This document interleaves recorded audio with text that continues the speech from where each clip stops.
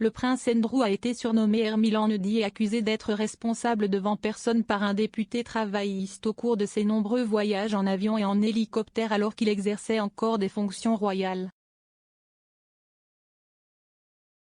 Le fils de la reine, 61 ans, fait actuellement face à une affaire civile aux États-Unis pour des allégations selon lesquelles il aurait agressé sexuellement Virginia Roberts Giuffre, une victime présumée de trafic sexuel du pédophile condamné Jeffrey Epstein. Madame Giuffre poursuit le duc d'York après avoir affirmé qu'il l'avait agressée sexuellement à 3 reprises en 2001, alors qu'elle avait 17 ans. Andrew a vigoureusement nié les allégations et a également déclaré qu'il n'avait aucun souvenir d'avoir jamais rencontré Madame Giuffre. Il y a eu un développement majeur dans l'affaire plus tôt ce mois-ci alors qu'un juge américain a rejeté l'offre d'Andrew de faire rejeter l'affaire.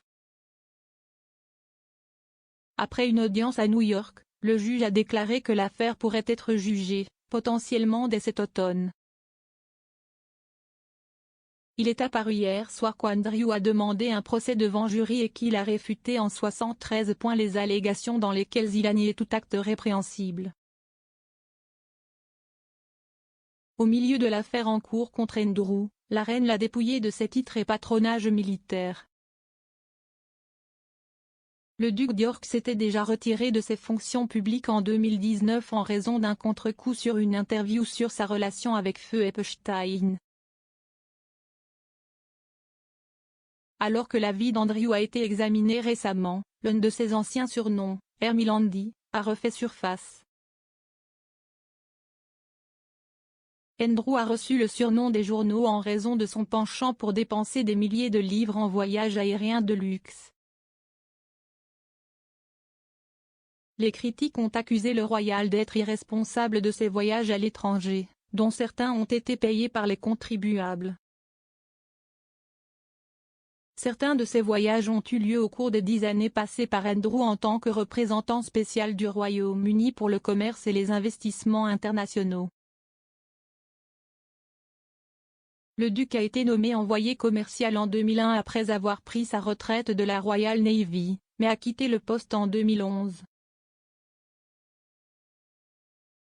Cependant, 4 ans après qu'Andrew ait quitté ses fonctions, il accumulait toujours plus de miles aériens que tout autre royal.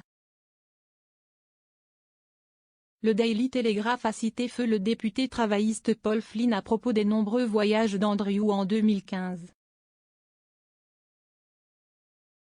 Il a déclaré « Il n'est responsable devant personne et s'il le fait en utilisant des fonds publics, il devrait y avoir plus d'informations sur ce qu'il fait et sur les succès qu'il livre. » Son rôle est très mal défini. Je suis surpris qu'il n'ait pas assez à faire dans ce pays. Et n'oublions pas qu'il y a eu de très sérieuses critiques à l'encontre du prince Andrew pendant son mandat d'ambassadeur commercial, en raison de la façon dont il se conduisait. En 2014, Andrew s'est rendu dans 15 pays pour des visites de travail, qui représentaient 66 800 miles par avion. Certains des voyages du duc cette année-là ont été approuvés par le gouvernement et le comité des visites royales, notamment ses visites à Bahreïn, au Koweït et en Allemagne. D'autres voyages, notamment en Chine et en Inde, étaient considérés comme des visites de travail, mais étaient payés en privé. Entre-temps, une autre visite à Bahreïn et un voyage aux Émirats arabes unis ont été qualifiés de visites privées.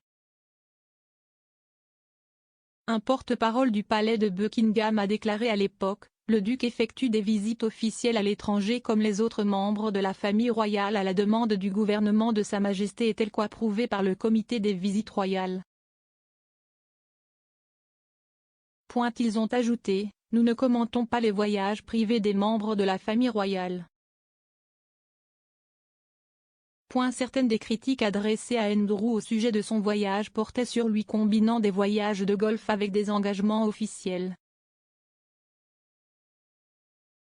Andrew a également été fustigé pour son voyage au Royaume-Uni, y compris un vol en hélicoptère de Windsor à Kent en 2009 pour une fête sur un terrain de golf. Le duc a déclaré à l'époque, « L'hélicoptère est très souvent le moyen le plus efficace d'emballer autant d'engagement que possible.